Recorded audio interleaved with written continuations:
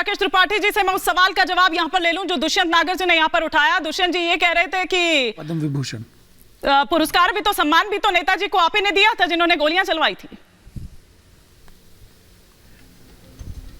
देखिए, मुलायम सिंह यादव जी की अलग अलग भूमिकाओं को देखेंगे। हिंदी के प्रति उनकी भूमिका जो थी, उनका समाज के उत्थान के लिए जो भूमिका थी, विशेष करके पिछड़ी बिरादरियों के लेकर के, उन सारी भूमिकाओं को लेकर के उनको पद्म पुरस्कार दिया है, उसकी कमेटी निर्धारण करती है। लेकिन भगवान राम के भक्तों पर गोली चलवाने के पाप से और श्राप से वो मुक्त नहीं हो सकते हैं। मैं एक उदाहरण देकर के बताऊंगा कि कैसे बाबर की भक्ति जब उन्होंने की ना, बाबरी मस्जिद को पुनः तामीर कराने की बात की, तो उसका खामियाजा कैसे भुगतना पड़ा। बाबर का पुत्र हुमायूं, हुमायूं का पुत्र अकबर, अकबर का पुत्र जहांगीर, जहांगीर का पुत्र शाहजहां और शाहजहां का पुत्र औरंगजेब। इस औरंगजेब ने अपने पिता शाहजहां को बंदी बनाया था, सत्ता कब्जाई थी। ठीक वैसे ही मुलायम सिंह के पुत्र अखिलेश यादव ने सत्ता छीन ली मुलायम सिंह यादव के हाथ से, उनकी पार्टी पर काबिज हो गए और मुलायम सिंह यादव चुनाव आयोग के सामने जो है कि मेरी पार्टी है, मुझे वापस कर दीजिए। बाबर की भक्ति करोगे तो यही परिणाम मिलेगा, और राम की भक्ति करोगे, प्रभु राम के आदर्शों को मानोगे, तो दशरथ के कहने पर 14 वर्ष का वनवास पुत्र स्वीकार कर लेगा बिना किसी किंतु परंतु के।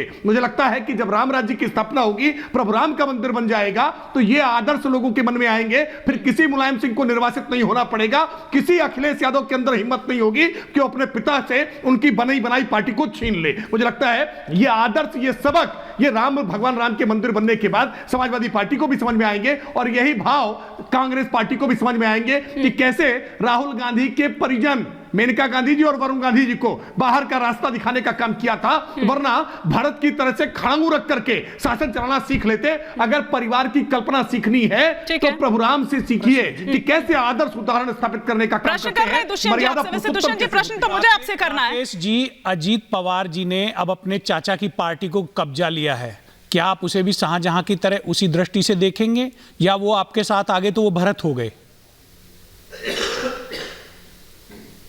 मुझे लगता है कि अजीत पवार जी की पार्टी को लेकर के अजीत पवार ही जवाब देंगे। भारतीय जनता नहीं, आपके एनडीए के सहयोगी हैं। जब आप समाजवादी पार्टी के ऊपर टिप्पणी कर रहे हैं, आपने अखिलेश यादव जी के ऊपर टिप्पणी की, तो आपको बताना चाहिए कि राष्ट्रवादी कांग्रेस पार्टी का भतीजा चाचा के पीठ में खंजर मार के उनके पूरे जीवन की कमाई से बनाई हुई पार्टी को लेके चंपत हो गया। क्या वो शाहजहां है? वो भी शाहजहां है। चलिए ठीक है, आपका सवाल हो गया, आपको जवाब भी मिल गया। हालांकि अवस्थी जी भी कुछ कहना चाह रहे हैं, चाचा भतीजे का उदाहरण मैं वो जवाब लूंगी। अरे भैया, चाचा भतीजा भी तो एक ही परिवार है जी। अयोध्या के मसले पर, अयोध्या के मामले में धर्म और आस्था की बात आ जाती है। वहां पर वो व्यक्तिगत विषय हो जाता है, निजी विषय हो जाता है, या निजी आस्था हो जाती है। वहां बाबर के लिए क्या करने गए थे? वहां कौन सी नाते रिश्तेदारी निभा रहे थे आप लोग? नहीं, हम तो राम के हैं, हमारा किसी और से क्या लेना देना। गलत व्यक्ति से प्रश्न कर रहे हैं। अच्छा, मतलब ये सही है, ये सही है कि आप राम के हैं। हाँ, राम आपके हैं। राम रचि राखा, राम आपके हैं। बढ़ावे साखा, राम हमारे, हम राम के। क्यों इतना हो हंगामा मचाया हुआ है? हमारे मित्र लोग तो भारतीय जनता पार्टी के नेताओं से पहले हो आए अयोध्या। सुन लो अब दुष्यंत सुन लो, अगर सचमुच भगवान राम के होते और न सिर्फ भगवान राम के सनातन धर्म, गांधी का निर्णय ये कहना कि राजनीतिक इवेंट है, इसकी आलोचना करिए। मैं बात देखा नहीं, कल परसों वीडियो आए हैं। दुष्यंत एक छोटी सी बात कह रहा हूं, आज की बात नहीं है, लगातार बाकी डॉक्यूमेंटेड प्रूफ जो हैं, जिस तरीके से सोमनाथ के मंदिर के समय ये कहा गया कि ये अगर मंदिर के निर्माण में अगर राजेंद्र प्रसाद जाते हैं तो हिंदू रिवाइवलिज्म हो जाएगा, इसको बनाने की जरूरत नहीं। कहा कब से लेके, अरे भैया डॉक्यूमेंटेड है, व्हाट्सएप की जानकारी, झूठ मत बोलो तुम, व्हाट्सएप की जानकारी है। अरे तुम्हें तो बड़े नेता हुए हैं पंडित जवाहरलाल नेहरू। अरे भैया, 1000 साल के इतिहास में ऐसा कोई नेता नहीं मेरे ऊपर इस बात पर मुकदमा करो कि मैं झूठ बोल रहा हूं। मैं नहीं करता ये सब, व्हाट्सएप की जानकारियों के ऊपर मैं नहीं जाता। लेकिन मैं ये कहना चाहता हूं भारतवर्ष के लोगों को कि सनातन धर्म की पुनः प्रतिष्ठा करने वाले नेहरू जी थे, जिन्होंने भारत की भूमि पर आजादी का बिगुल बजाया 1928 में, और 1952 में उन्होंने पहली निर्वाचित सरकार के रूप में सरकार जी, हाँ।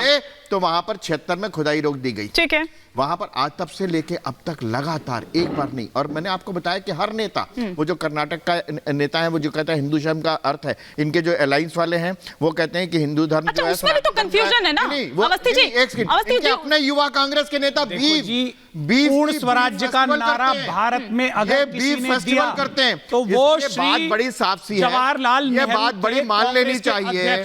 बात बड़ी मान अंग्रेजों लेनी से चाहिए लड़ते हुए कहा कि हम पूर्ण कांग्रेस स्वराज लेंगे ने जिसने 1966 में 30 बरस साधुओं पर गोली चलाई, बरस की लड़ाई के सैकड़ों बाद साधु जो मारे दिन गए आया, नई दिल्ली भारत में एक संसद के निर्वाचित सामने, सरकार का गठन हुआ, ऐसा हिंदुस्तान भारत की में ना जनता पहले ने कभी चुना। हुआ ना बाद में एक्चुअली कभी क्या है ना हुए सर, आप पहले लोग तय ही नहीं कर पा रहे हैं। संजय सरकार भी कुछ रिएक्ट करना चाह रहे थे। संजय सरकार जी, आप लोग दरअसल तय नहीं कर पा रहे हो क्योंकि आपके साधुओं पर आधे गोली जो सिर्फ कांग्रेस ने आधे जो आपके एलाइज हैं वो तो ये कह रहे हैं। एक सेकंड सर, एक सेकंड। आला कमान कुछ कहता है, आपके जो छोटे नेता हैं वो कुछ कहते हैं, वो किसी तरह से रिएक्ट करते हैं दुष्यंत जी। लेकिन संजय सरकार जी, आपके जो बाकी एलाइज है ना इस गठबंधन में, कोई तो पाठ करा रहा है, कोई प्रभु श्री राम के दर्शन करने के लिए वहां पर पहुंच रहा है, और कुछ ऐसे भी हैं जो बता रहे हैं कि 2 गुड्डे रख दिए थे, या फिर डेंगू मलेरिया से लेकर न जाने कितने अब तक इस तरह के बयान आ चुके हैं सामने। देखिए, मैं एक चीज आपको दिखाने चाहते हैं। अब देखिए, मेरे भाई राकेश त्रिपाठी अभी कुछ बोले हैं, तो राकेश त्रिपाठी को बोलता है कि रामनवमी के दिन में रैली होता है, रैली में कहा बंदूक लेके जाता है, बंदूक लेके जाने में फायर होता है। तो उस समय पुलिस को क्या करना चाहिए? लॉ एंड ऑर्डर के लिए क्या करना चाहिए? देखिए, भगवाधारी है, ये देखिए भगवा पहन के जा रहे हैं, हाथ में पिस्तौल है, पिस्तौल लेके ओपन फायरिंग करते करते जाते हैं।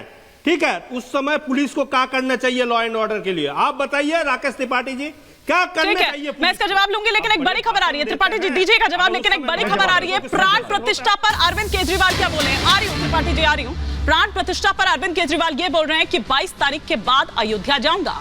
ये केजरीवाल कह रहे हैं कि सह परिवार अयोध्या जाऊंगा। प्राण प्रतिष्ठा के लिए चिट्ठी आई थी, लेकिन औपचारिक निमंत्रण नहीं मिला है। अब चिट्ठी आई थी तो फिर उसके बाद कौन सा निमंत्रण चाहिए? मुझे ये समझ नहीं आता है कि प्रभु श्री राम क्या खुद आकर निमंत्रण देंगे, क्या वो निमंत्रण स्वीकार होगा? इससे पहले अखिलेश यादव जी का भी इसी तरह का बयान सामने आया था। अब आप देखिए, नहीं वो नहीं ठीक और बात वो है। उन्होंने कहा सुंदरकांड का पाठ करा रहे के बुलाने पे नहीं गए हम। सुंदरकांड का वो पाठ व्यस्त कराने राजनीति का में काम राम मंदिर कहाँ जाएंगे? प्रमुख इस सहयोगी देश के द्वारा संविधान, इस देश के संविधान की बनाई हुई संस्था के सामने नहीं जा रहे हैं। होगा। एक बात तो वो क्या जाएंगे वहां पर? ये पाठ इसी के लिए तो नहीं करा रहे जिस ओर इशारा कर रहे हैं। सुनिए ना दुष्यंत जी, ये पाठ इसी के लिए तो नहीं करा रहे जिस ओर दुष्यंत जी, अवस्थी जी इशारा कर रहे थे। अवस्थी जी तो अब जिस दिन फंसाना ईडी चाहते समन भेजेगी हैं ना, ये तो पानी पी पी के कोस रहे अयोध्या हैं। जाएंगे। अरविंद केजरीवाल पढ़े लिखे नेता हैं, अभी पाठ करा रहे हैं, IIT से अभी पाठ करा रहे हैं। इनको अच्छे नेता, पढ़े लिखे नेता पसंद नहीं है। ठीक है। इनको अरविंद केजरीवाल ने जिस तरह से जो शिक्षा के और स्वास्थ्य के क्षेत्र में मॉडल खड़ा किया है, वो इनको पसंद नहीं है, इसलिए अरविंद केजरीवाल को जेल में डालना चाहते हैं। कांग्रेसियों के वक्तव्य फर्जी केस सुनाऊं? शराब का कोई बिक्री नहीं हुआ, शराब का घोटाला बना दिया। कांग्रेसियों शराब की पॉलिसी वापस ले ली गई, फिर भी शराब का घोटाला बता रहे हैं। मतलब जो हुआ ही नहीं, उसके आरोप में जेल भेजा। मजबूरी क्या है? ये मजबूरी क्या है? ये समझ नहीं आती। ये मजबूरी क्या है? ये मजबूरी क्या है? जेल में फंसाना चाहते हैं सीटों आप। की मजबूरी है। अरे पढ़ा लिखा आदमी है। सीटों की मजबूरी। अरे 3 सीटों की नहीं, भारत को बचाने की मजबूरी है।